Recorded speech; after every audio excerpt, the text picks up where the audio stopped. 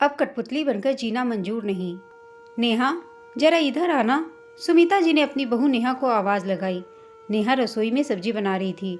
उसे छोड़कर तुरंत कैसे आती, इसलिए गैस ही बंद करके आ गई और पूछा, जी मम्मी जी, कहिए क्या काम था।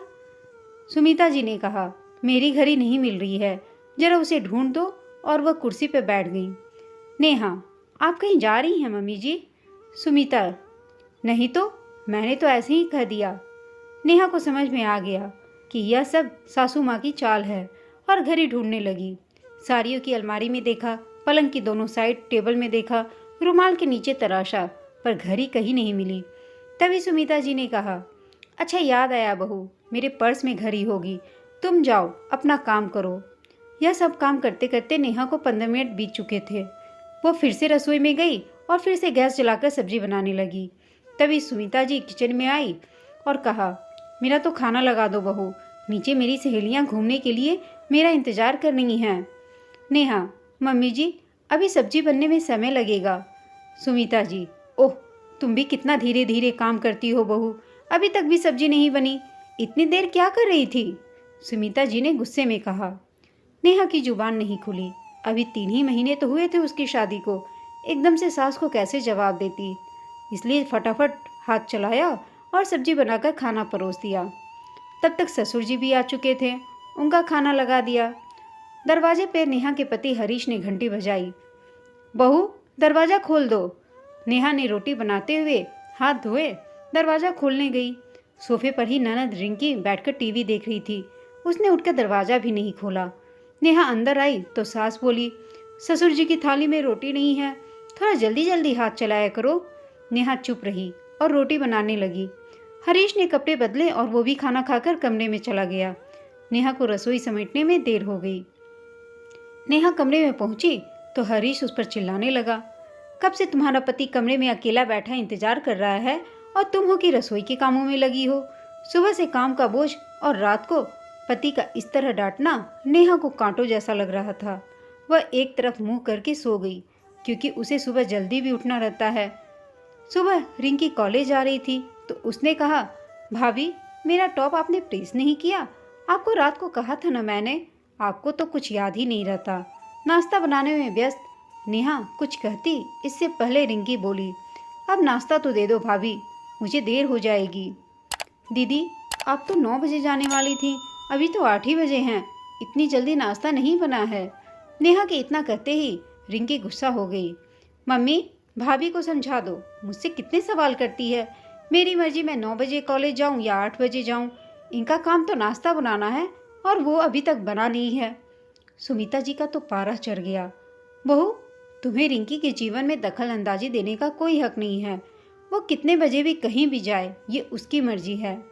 नेहा ने चुपचाप काम किया और अपने कमरे में आ गई। आंखें भरी हुई थीं, दिल में दर्द था। उसका तो कोई गलती भी नहीं थी। इस घर में जो देखो वो उस पर चिल्लाता, अपने इशारों पर नचाता, और वो कोई कठपुतली है जो सबके इशारों पर नाचती रहती है। 3 महीने पहले उसके चाचा चाची ने उसकी शादी की थी। माता पिता बचपन में ही एक दुर्घटना में चले गए थे।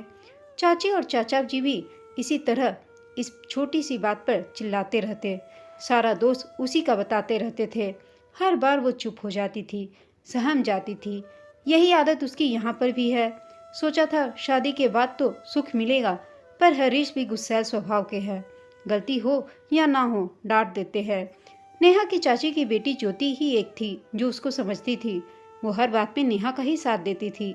अपने मम्मी पापा के गलत व्यवहार का ज्योति भी विरोध करती थी, पर उसे डांटकर चुप करा दिया जाता था। नेहा ने ज्योति को फ़ोन किया, ज्योति, आज भी मुझे डांट पड़ी। समझ नहीं आता कि ईश्वर ने मेरी किस्मत किस कलम से लिखी है। ना मायके में सुख मिला, ना ही ससुराल में सुख ही मिला।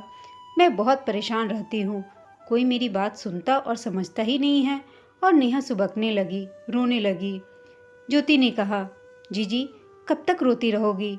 जवाब देना सीखो, इस तरह तो आपकी ज़िंदगी नरक हो जाएगी। आप इस घर में थे तो एक उम्मीद थी कि आगे घर परिवार शायद अच्छा मिलेगा, पर अब इसके आगे कोई उम्मीद नहीं है।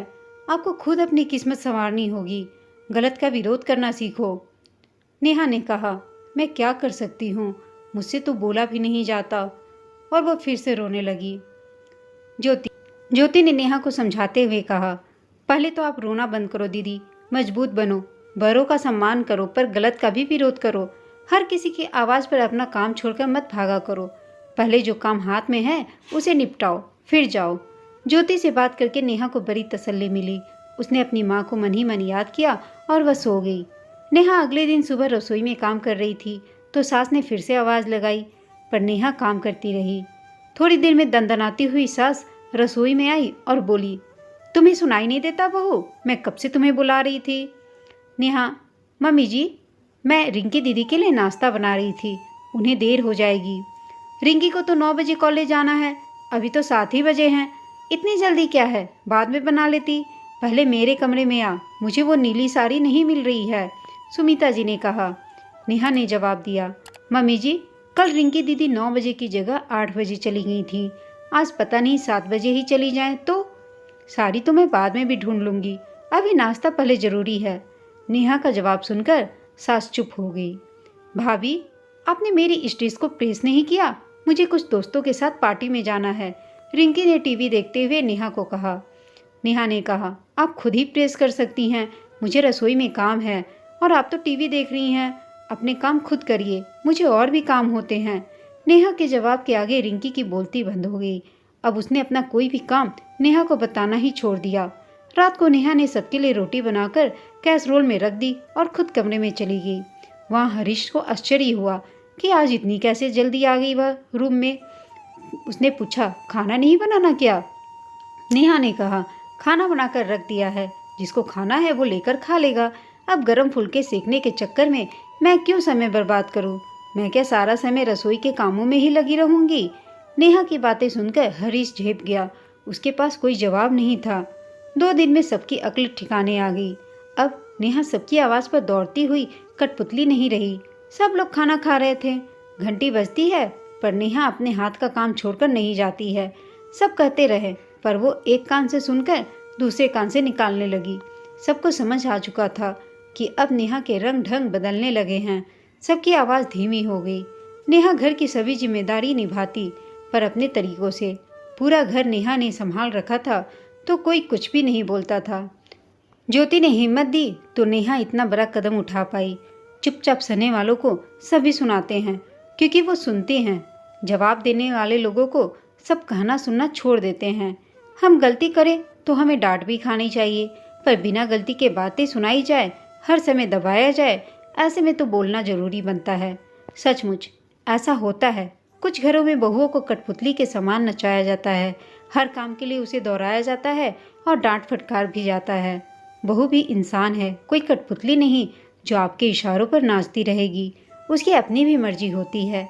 दोस्तों, आपको यह कहानी कैसी लगी हमें कमेंट करके बताइएगा। साथ ही कहानी अच्छी लगी हो तो इसे लाइक शेयर ज़रूर कीजिएगा। अगर चैनल पर नए हैं तो प्लीज़ चैनल को सब्सक्राइब कर दीजिएगा। कहानी सुनने के लिए आप सबका धन्यवाद।